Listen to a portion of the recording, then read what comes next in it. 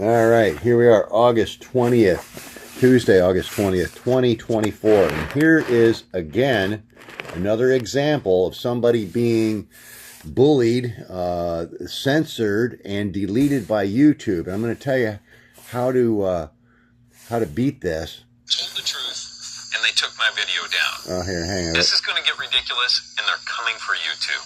All right, here we are, August 20th, Good morning, friends. Welcome to our homestead. Yeah. Well, it finally happened to me. I told the truth, and they took my video down.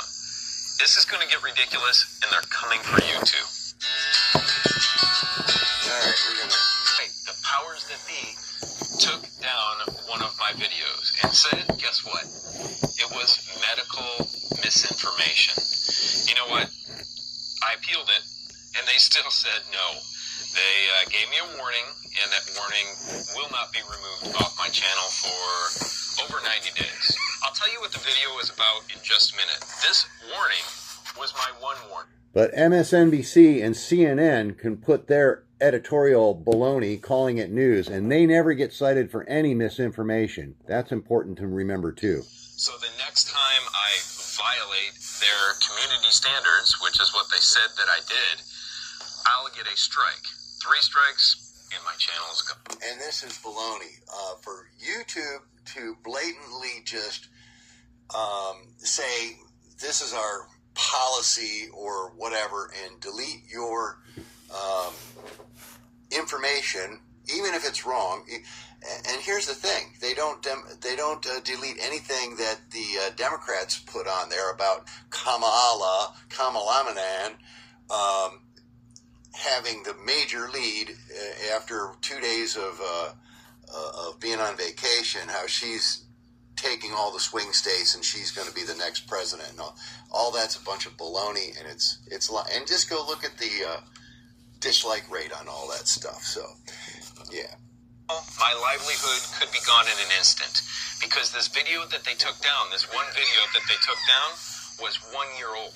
And I made a lot of similar videos to this. So I don't know what they're going to do, if they're going to just comb through my channel. And okay, now I'm going to cut right to the chase here. The problem with YouTube, or the problem with using YouTube exclusively, is you got all your eggs in one basket. What you want to do is you want to go to Vimeo or any other video sharing website and put your video on there. Then you go back and you put it on there first. So you upload it to Vimeo or Veo, and then you get that link to share it. Then you go over to YouTube, you put your video on YouTube, and in the description, the first thing right at the top, you put the link for your Vimeo or Veo video in the description on your YouTube description. So now YouTube sees that you have this video shared. The other places, Veo and Vimeo, aren't going to take your video down like YouTube does. They're not fascist arm of the left there. So once YouTube sees that they're not going to be able to take your video down, it's still going to be shared, they're going to be less likely to delete your video.